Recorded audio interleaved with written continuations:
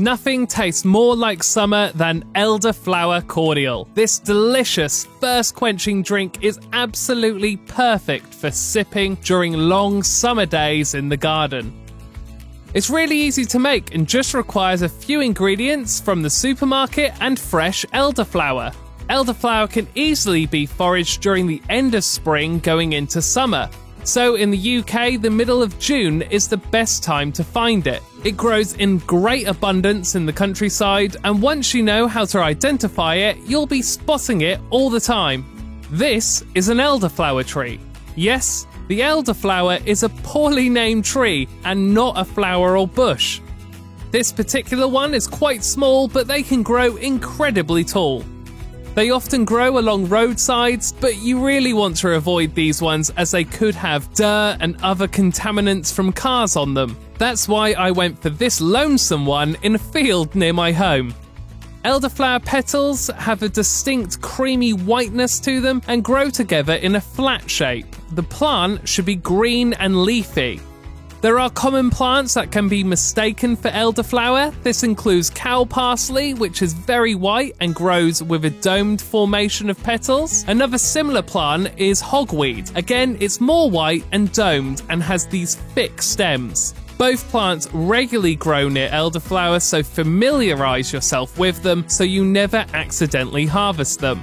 You'll want to use secateurs or scissors to collect the elderflower heads.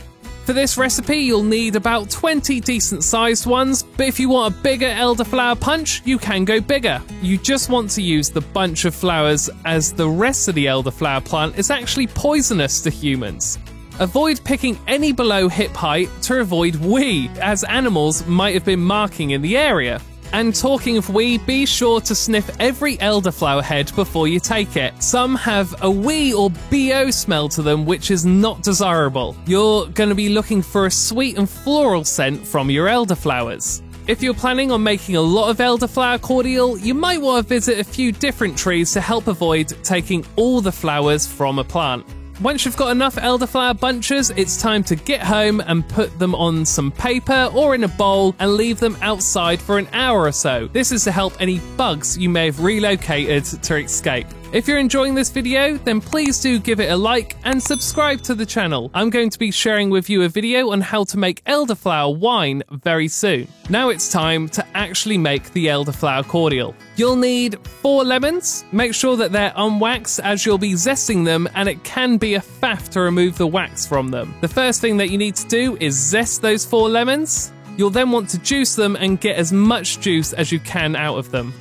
Next, weigh out 1 kilogram of sugar. This is going to feel like a lot, but eventually it does get diluted, so it's not going to immediately rot all your teeth away. The only ingredient you're likely to not have in your pantry is 50 grams of citric acid. I got mine from eBay, but you can find it easily at chemists. Just ask if you can't find it. This stuff is apparently really useful for descaling kettles if you have any left over. Once you've got these ingredients ready, it's time to prepare the elderflower. You'll want to cut as much of the green bits away as possible, as like I said earlier, the green stuff is poisonous, and it will also make your elderflower taste quite planty.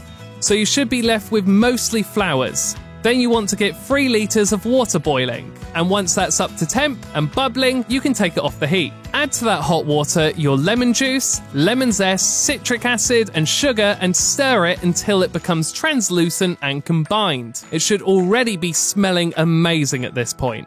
Now just add the elderflower to your pot and give it a good stir so that the elderflower is properly submerged. Put over this a clean tea towel or muslin cloth. Adding an elastic band is not completely necessary, but it does help avoid the cloth falling off.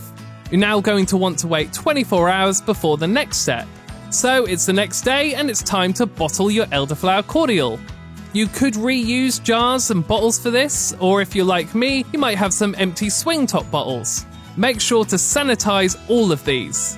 You could do this by briefly boiling them in water, putting them through a dishwasher, or if you're a home brewer like me, then you'll likely have some no-rinse sanitizer like Chemsan. If you're going to be regularly making drinks like this, then you should get a hold of some even if you're not a brewer. As it's no rinse, it's safe to have a little bit left in the bottle without it being dangerous to drink, unlike bleach. So at this point, you'll want to strain your elderflower through a muslin cloth or tea towel so to avoid any of that leftover elderflower getting into your cordial. I almost tried pouring mine straight into the bottles, but I feared I'd make a huge mess. I then tried pouring straight into a jug, and I made a mess anyway. I found pouring into a sanitized food grade bucket worked for me, but you could easily use a different pot or bowl so long as it's super clean. I then used the jug and funnel to fill my bottles up with the strained cordial. And that's pretty much it. You can drink it straight away and keep it in the fridge for about 3 to 4 months. I've also read that you can put a Campden tablet during the stage where you put your ingredients together, and that'll pretty much make it safe to drink forever. But we're probably going to have drank ours before the end of the summer, so we don't really need to worry about that.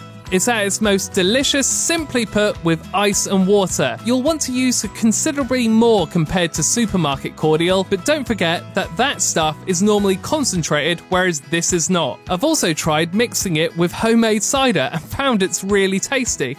If you enjoyed this video, then please do subscribe to the channel and check out some of my other videos. Cheers!